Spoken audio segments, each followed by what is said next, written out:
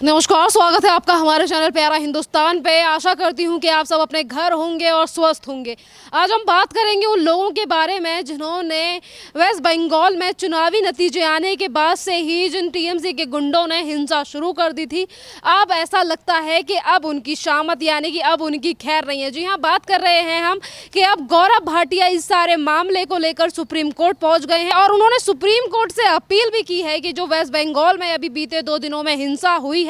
जिसमें 45 से ज्यादा लोग अपनी जान खो चुके हैं, तो इसी सारे मामले पर सीबीआई जांच होनी चाहिए। और जब सीबीआई जांच होगी और सुप्रीम कोर्ट की तरफ से इस पर कोई फैसला लिया जाएगा तो जाहिर सी बात है कि अब उन लोगों की शामत नहीं है जिन्होंने इन 2 दिनों में खूनी खेल वेस्ट बंगाल में खेला है और तमाम उन बेगुनाह लोगों को मौत के घाट उतार दिया है जिनका कोई भी कसूर नहीं था, जिनकी कोई भी गलती नहीं थी। गलती सिर्फ ये थी कि वो उन्होंने भाजपा को सपोर्ट किया या फिर उनके घर के बाहर भाजपा का झंडा लगा हुआ। तो आप देख सकते हैं कि जिस तरीके से ममता बनर्जी ने वेस्ट बंगाल में 10 साल राज किया और वो तीसरी बार फिर से वेस्ट बंगाल में जीत गई और जीतते ही जो मंजर लोगों के सामने आया वो काफ़ी ज़्यादा खौफनाक था और दर्दनाक था। तो यहाँ पर हम आपको बता दें कि भाजपा के राष्ट्रीय अध्यक्ष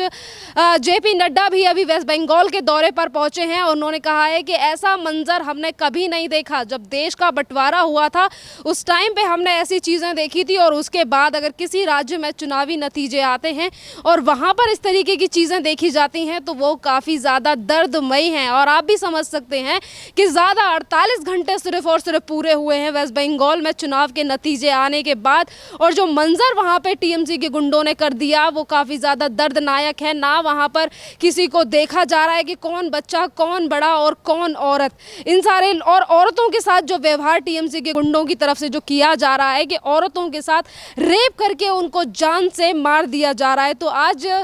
भाजपा के राष्ट्रीय अध्यक्ष जेपी नड्डा ने कहा है कि जिन लोगों की जान गई है मैं उन लोगों के घर जाऊंगा और वो उन लोगों के घर जा भी रहे हैं। और यहाँ पर हम एक और बात आपको बता दें कि पीएम नरेंद्र मोदी की तरफ से भी वेस्ट बंगाल के राज्यपाल जगदीप धनखड़ से बात की गई है और जो चीज़ें वेस्ट बंगाल में हो रही हैं इन सारी चीज़ों को लेकर पीएम नरेंद्र मोदी ने कहा कि मैं इन सारी चीज़ों को लेकर दुख जताता हूँ कि जो चीज़ें वेस्ट बंगाल में हो रही हैं, एक तरफ वेस्ट बंगाल में लोगों की जान जा रही है और जो सत्ताधारी पार्टी वहां पर 10 साल से ज़्यादा राज कर तीसरी बार अगर सत्ता में आई है तो वो इस तरीके का मंजर लोगों को दिखा रही है। मतलब आप समझ सकते हैं कि ये जो मंजर वेस्ट बंगाल में हो रहा है ये पूरी तरीके से लोगों को डराने वाली चीज़ें हैं। जिस टाइम पे वेस्ट बंगाल में 8 चरण के चुनाव हो रहे थे उस टाइम पे ममता बनर्जी की रैलियों में ये बातें हमने कई बार देखी और ममता बनर्जी की तरफ से ये भी कहा गया कि अगर मेरी पार्टी आई,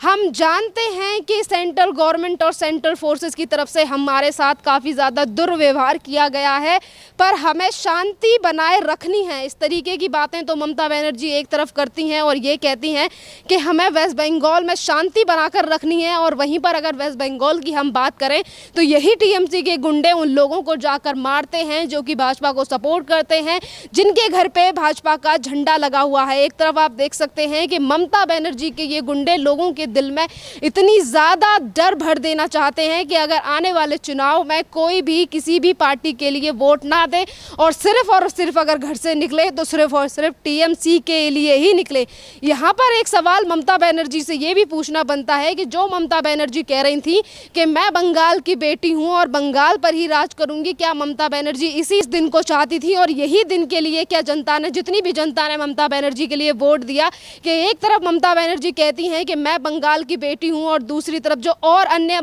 बंगाल की बेटी हैं जो बंगाल में ही रहती हैं उनको मार दिया जाता है, उनके साथ रेप कर दिया जाता है। पर फिर भी अपने आप को बंगाल की बेटी कहने वाली ममता बनर्जी उनके लिए एक शब्द नहीं कहती और उन गुंडों के लिए कुछ भी बातें नहीं करती, बल्कि ये कहती हैं कि हमारी पार्टी की तरफ से मैं अपील करती हूँ कि सभी लोग शांति बना के रखें। तो आप देख सकते हैं कि जो डबल फेस वाली राजनीति है। जी हाँ, और सवाल उन लोगों को लेकर भी उठता है जब ममता बनर्जी की विक्ट्री, यानी कि जब ममता बनर्जी ने वेस्ट बंगाल में जब वोट प्राप्त किया था तो उसके बाद तमाम ऐसे लोग थे जिन्होंने कहा था कि बंगाल की बेटी की जीत हुई। और जब बंगाल में और महिलाएं हैं जब उनके साथ इस तरीके से दुर्व्यवहार किया जाता है, रेप कर दिया जाता है, तो उसके लिए कोई भी विपक्ष का नेता निकलकर सामने नहीं आता और कोई भी इन सारी चीज़ों को लेकर आवाज़ नहीं उठाता कि आखिरकार बंगाल में ये आखिरकार हो क्या रहा है। तो यहाँ पर हम आपको बता दें कि यहाँ पे तमाम ऐसे लोग हैं जो आज वेस्ट बंगाल में जो अभी जो चीज़ें दृश्य देखा जा रहा है, जो वेस्ट बंगाल की जो दृश्य इस टाइम पे टीएमसी के गुंडों के द्वारा की जा चुकी है,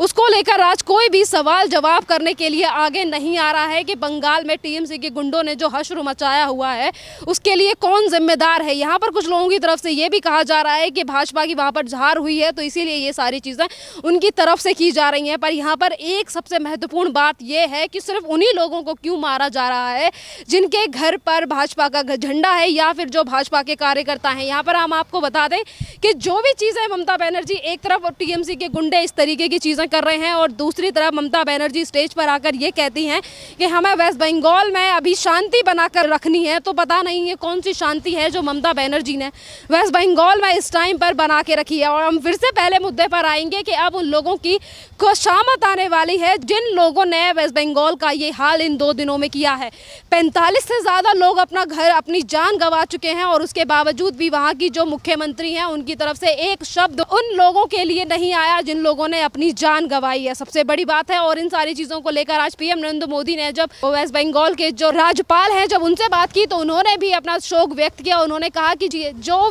दशा इस टाइम पे वेस्ट बंगाल की हो रही है वो काफ़ी ज़्यादा देखने में दयनीय है। तो सबसे बड़ा एक अहम सवाल रहेगा कि इस पर जो टिप्पणी है होम मिनिस्ट्री की तरफ से,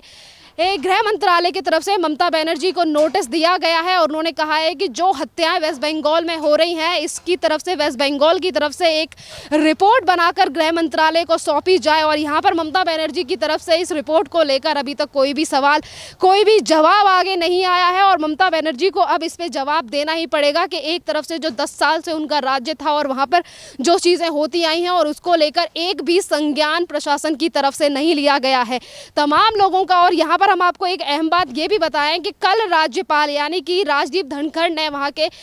डीजीपी से मुलाकात भी की थी वेस्ट बंगाल की और उन्होंने ये भी कहा था कि वेस्ट बंगाल में जो व्यवस्था इस टाइम पे बिगड़ी हुई है इसको कंट्रोल करें। पर उसके बावजूद भी हिंसा थमने का नाम नहीं ले रही है। लोगों का ये आरोप है कि जहां पर जिस जगह पर हिंसा हो रही है और पुलिस प्रशासन के व्यक्ति वहां पर खड़े हुए दिखाई देते हैं, पर वेस्ट बंगाल का जो मंजर है वो वाकई देखने में काफ़ी ज़्यादा दर्दनाक है। अब उन लोगों की, जैसा कि हमने आपको शुरुआत में बताया कि हिंसा करने वालों की अब शायद शामत नहीं आएगी क्योंकि अब सुप्रीम कोर्ट इसमें संज्ञान लेगा। और जिस तरीके से सुप्रीम कोर्ट में अब गौरव भाटिया पहुंच चुके हैं और गौरव भाटिया ने यह भी कहा है कि जो चीज़ें वेस्ट बंगाल में हिंसा हो रही है और ज़्यादातर जो वर्कर्स हैं जिनकी जान गई है इस पर अब इस पे सारी चीज़ें आनी चाहिए सामने और इस पे सीबीआई की इंक्वायरी होनी चाहिए। और जैसा कि हमने जिक्र किया कि तमाम वो लोग जो हमेशा इस तरीके के ट्विटर पर आकर बयानबाजी करते हैं, चाहे फिर वो हमारे बॉलीवुड इंडस्ट्री में से हों या फिर वो तमाम लोग हों जो हमेशा ये कहते हैं कि देश में डर का माहौल बनाया जा रहा है।